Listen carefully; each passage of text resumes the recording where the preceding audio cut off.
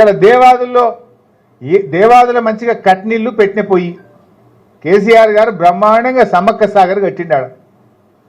సమ్మక్క సాగర్లో ఇవాళ కూడా 3.5-4 టీఎంసీల నీళ్లు ఉన్నాయి. నీళ్లు లేక కాదు, బిల్లులు ఇయ్యక మోటార్లు సకాలంలో చాలు చేయకపోవడం వల్ల కరువు వచ్చింది. దేవాదులకు ఇవాళ 3rd టీఎంసీ ఫేజ్ 3 దేవాదుల కూడా ఇవాళ పూర్తయింది ఆల్మోస్ట్. అసలు మోటార్ వచ్చేది ఉండి ఇప్పటికే లేట్ చేసింది ప్రభుత్వం. కేసీఆర్ గారి హయాంలో 99% దేవాదుల ఫేజ్ 3 పనులు పూర్తయినాయి.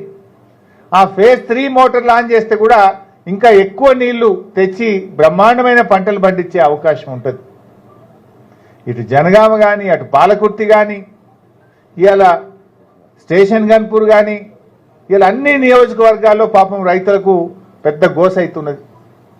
ఇలా పెట్టుబడి అంతా పెట్టిండ్రు, దాదాపు 50-60%, 70% కొన్ని చోట్ల పంటలు ఎండిపోయే ప్రమాదం ఉన్నది. ఈ ప్రమాదం, ఈ పంట నష్టం ఇది ప్రకృతి వైపరీత్యం కాదు, రేవంత్ రెడ్డి వైఫల్యం.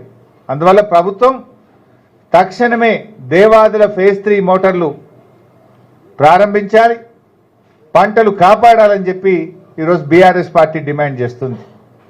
అరే నీళ్ల మంత్రి రాడా జిల్లాకు వచ్చి జిల్లాలో కాంగ్రెస్ పార్టీ నాయకులకు ఈ జిల్లా కాంగ్రెస్ మంత్రులకు పట్టలేదా? మీరు పట్టించుకోరా? రివ్యూ చేయరా? మీరు లక్షల ఎకరాల్లో పంట ఎండిపోతుంటే మీకు పట్టలేదా? ఇప్పటికైనా తక్షణమే స్పందించాలి, ఫేజ్ 3 దేవాదుల ప్రారంభించాలి, పంటలు కాపాడాలని చెప్పి మేము డిమాండ్ చేస్తూ ఉన్నాం.